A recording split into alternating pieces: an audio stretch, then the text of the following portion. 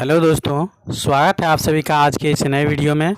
आज हम लोग जानने वाले हैं दो चर वाले रैखिक समीकरणों के बारे में। तो आप लोग वीडियो के अंत तक बने रहिएगा। मैं आप लोगों को दो चर वाले रैखिक समीकरण के बारे में कंप्लीट जानकारी देने वाला हूं। तो चलिए शुरू करते हैं। तो देखिए, इसमें जो है याद रखिएगा, पहला बात, जो रैखिक समीकरण को जो है युग्म के आधार पर, युग्म का मतलब होता है जोड़ा। आप लोग भी जानते होइएगा जो जोड़ा में क्या होता है, तो कोई भी चीज़ एक जोड़ा का मतलब होता है दो। तो इसमें भी सेम है, जो जहाँ कभी भी आपको नज़र आएगा समीकरण दो, समझ लीजिएगा आप वो क्या है, तो यह जोड़ा वाला समीकरण है, मतलब युग्म समीकरण है। तो उस युग्म के आधार पर, मतलब जोड़ा के आधार पर जो है समीकरण को मेनली 3 वर्गों में बांटा जाता है। 3 वर्गों में कौन कौन सा बांटा जाता है? तो पहला जिसका नाम है विरोधी, याद रखिएगा विरोधी, और इसका दूसरा नाम है असंगत। तो विरोधी कह लीजिए या असंगत कह लीजिए, तो विरोधी या असंगत।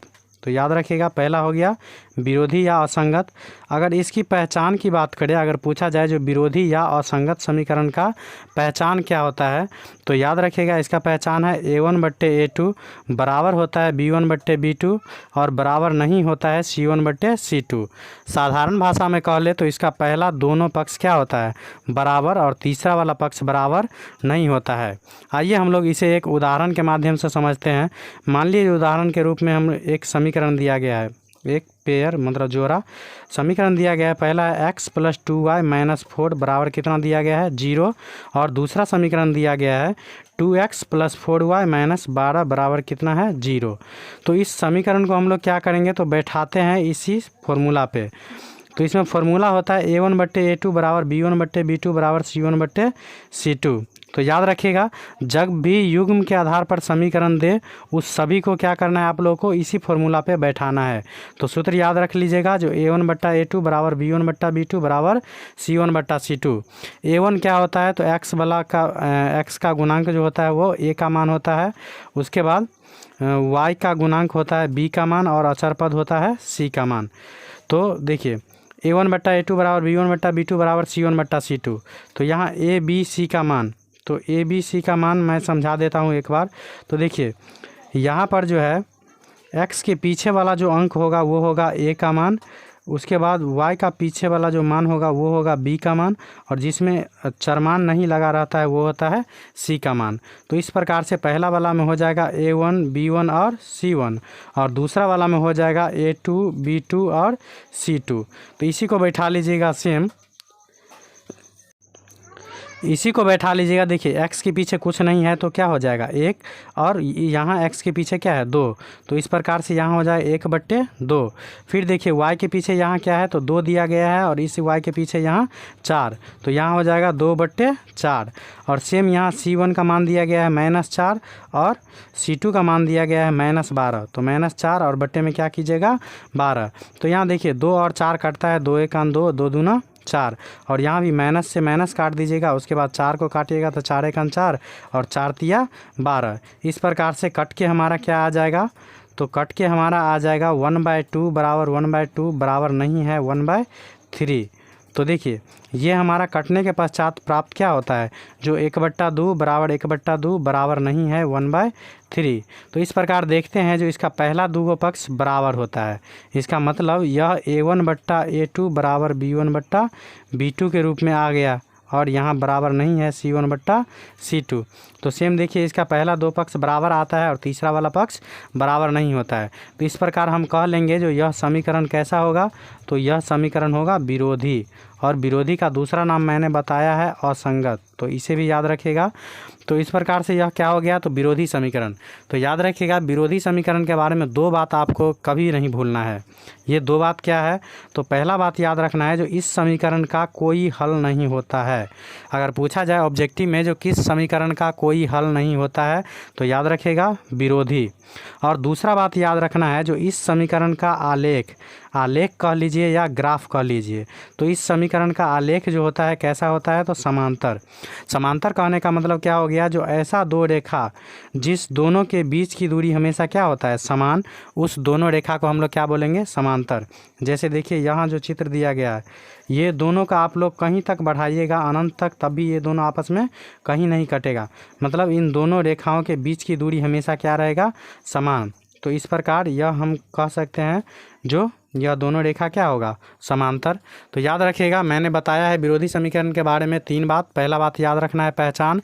तो पहचान क्या होता है, तो A1/A2 बराबर होगा B1/B2 बराबर नहीं होगा C1/C2। और दूसरा बात याद रखना है जो इस समीकरण का कोई हल नहीं होता है।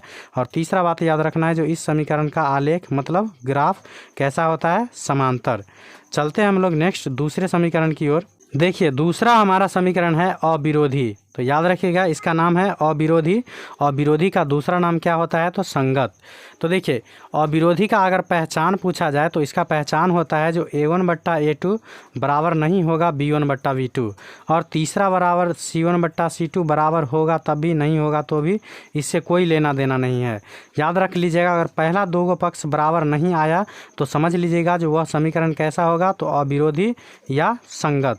तो अविरोधी समीकरण का पहचान समझ गए होंगे जो A1/A2 बराबर नहीं होना चाहिए B1/B2। साधारण भाषा में कह ले तो इसका पहला दोनों पक्ष क्या होना चाहिए, बराबर नहीं होना चाहिए। इसकी उदाहरण की बात करें तो उदाहरण में दिया गया है जैसे समीकरण मान लीजिए x - 2y बराबर 0 और 3x + 4y - 20 बराबर कितना दिया गया है, 0। तो इसको भी हम लोगों को अगर जांचना होगा जो वह विरोधी है या अविरोधी या आश्रित है, तो इसके लिए क्या करेंगे, तो सेम इसी फॉर्मूला पे बैठाना है जो A1/A2 बराबर B1/B2 बराबर C1/C2।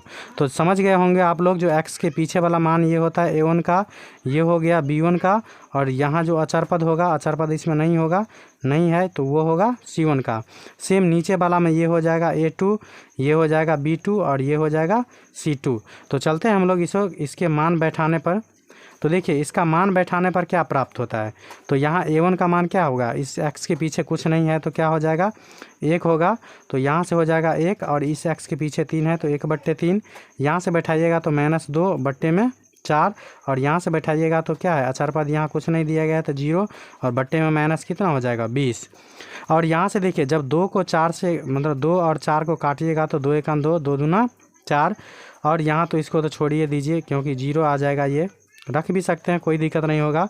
तो यहाँ क्या है तो 1/3 और यहाँ क्या आ जाएगा तो -1/2। तो इस प्रकार देखते हैं जो इसका पहला दूगो पक्ष क्या है, बराबर नहीं है।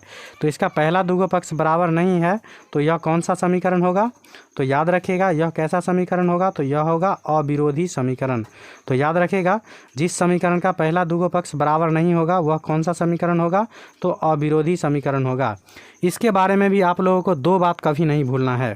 तो 2 बात कौन सा नहीं भूलना है, तो पहला बात यह नहीं भूलना है कि इस समीकरण का अद्वितीय हल होता है। अद्वितीय हल कहने का मतलब हो गया जो एक और केवल एक हल, या बोल सकते हैं सिर्फ एक हल होता है किस समीकरण का, तो अविरोधी समीकरण का। नेक्स्ट बात याद रखना है जो इस समीकरण का आलेख, तो आलेख कह लीजिए या ग्राफ कह लीजिए, तो इस समीकरण का आलेख कैसा होता है, तो प्रतिच्छेदी। प्रतिच्छेदी कहने का मतलब होगा जो इस समीकरण का आलेख जो है वो कहीं ना कहीं क्या होगा, तो कटेगा। याद रखिएगा एक दूसरे को कहीं ना कहीं क्या करेगा, प्रतिच्छेद करेगा। तो समझ गए होंगे आप लोग जो अविरोधी समीकरण के बारे में 2 बात। जो इसका पहचान क्या है, तो A1/A2 बराबर नहीं होगा B1/B2। और दूसरा बात याद रखना है जो इस समीकरण का अद्वितीय हल होता है। अद्वितीय हल कहने का मतलब हो गया जो एक और केवल एक हल या सिर्फ एक हल। और नेक्स्ट बात याद रखना है जो इस समीकरण का आलेख कैसा होता है, तो प्रतिच्छेदी होता है। चलते हैं हम लोग नेक्स्ट समीकरण की ओर। नेक्स्ट हमारा तीसरा समीकरण है आश्रित। आश्रित समीकरण को भी हम लोग संगत बोलते हैं। तो याद रखिएगा इसका पहचान की बात करें तो इसका पहचान है जो A1/A2 बराबर B1/B2 बराबर C1/C2। साधारण भाषा में कह ले तो इसका तीनों पक्ष क्या होता है, तो बराबर होता है। उदाहरण के रूप में जो समीकरण दिया गया है 2x + 3y - 9 बराबर 0 और 4x + 6y - 18 बराबर 0। तो इसको हम लोग बैठा के देखते हैं इस फॉर्मूला पे जो क्या आता है।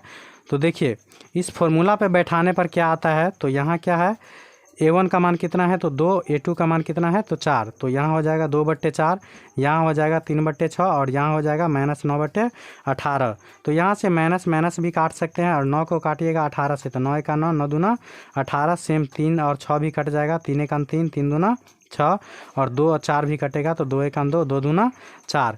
तो इस प्रकार इसको काटने पर क्या प्राप्त होता है, तो देखिए इसको काटने पर प्राप्त होता है 1/2 बराबर 1/2 बराबर 1/2।